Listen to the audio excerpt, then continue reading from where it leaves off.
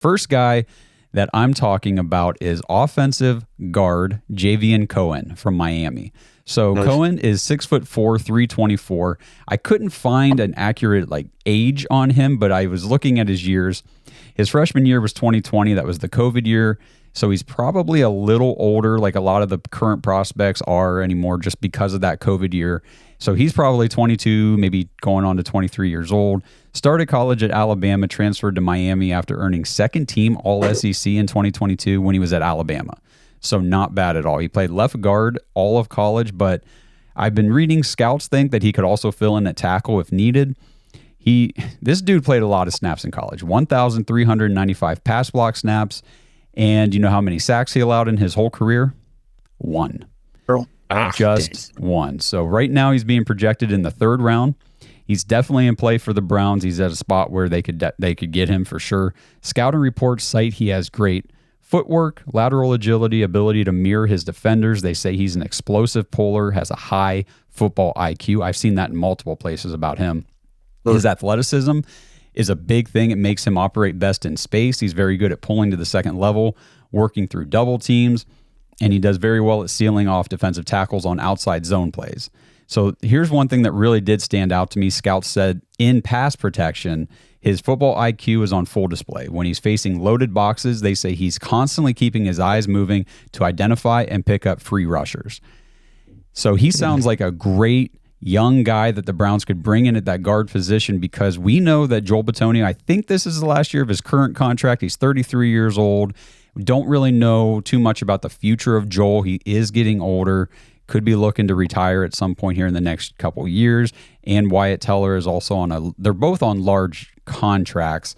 So I think it's about time the Browns figure out that interior offensive line position a little more long term. Some of the weaknesses that I read for this kid had to do with mechanics and his physical strength at the point of attack. But those are all things I expect a good offensive line coach like Dickerson, Isvan. I expect these guys to be able to coach him up, obviously get this kid on the team strength training and all that kind of stuff.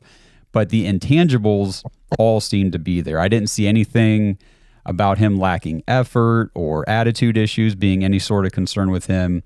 Overall, everything just says he's a great athlete. He's very athletic, very capable guard. Could become an NFL starter with some good coaching on just, some of those things I talked about. The 1 sack over 3 seasons as a starter, that gives me DeJuan Jones, Luke Whippler production kind of vibes from Ohio State. They went their whole careers. I don't think they gave up any sacks between the two of them. And I read an interview actually from Javion Cohen, and this is from the Senior Bowl. He said, quote, "I'm a plug and play type of talent. I can start right away. I can play in any scheme. I'm one of those guys that you can depend on to get the job done, rain or sunshine. I'm always reading opposing defenses. I have a positive attitude about the workday. I'm excited for anything and everything that comes my way, and I'm very coachable." So, of course, you kind of take those responses with a grain of salt, knowing these guys, they're all trying to improve their draft stock, so they're going to try to say the right things. But I like the high energy that he brought. I like the awareness that everybody was talking about with him. He mentioned that he's a dependable guy. That's supported by his stats and what all the scouts are saying about him.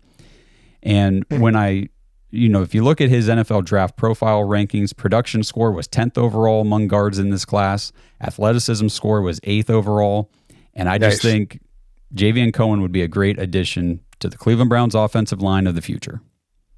Yeah, I'm glad you brought him up because, we all do our mock simulators and we post them. I keep mine just to kind of see who keeps coming in the same area. And I got one question for you. Where is he expected to go draft-wise? Do you know, or do they kind of divulge anything? Because some guys, it was easy to find where they went draft-wise. Other guys, you really had to pry it out or you couldn't find it. I've been seeing 3rd, 4th round for him. Okay. Yep. So, the reason why I'm asking, because I constantly see him coming in the 6th round in the simulator. Oh. And no wonder I'm getting B's and A's on this because this has been a fantastic pick, right? But I have noticed that he always seems available around a pick. And I keep meaning to go, hey, I got to check this dude out, and I've seen him linked many times to the Browns. So let's see what happens.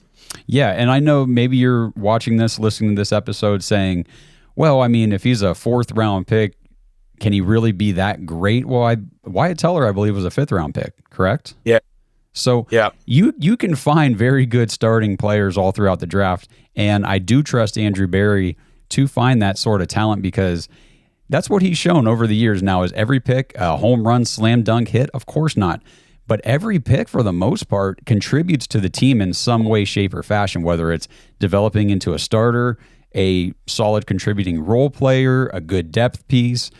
And I saw somebody post something on Twitter about Andrew Berry.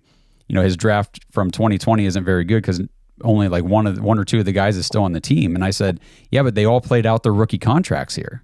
How many draft picks don't even make it into year 2 or, you know, let alone year 3 with the team that drafted them? The percentage has to be pretty damn high. Pretty standard for most teams, though. If you go 4 years back, who's still really on the team? Nobody. Exactly. Like, the other thing that I'd want to touch on, and basically what you're saying is finding these gems or like these mid-rounders.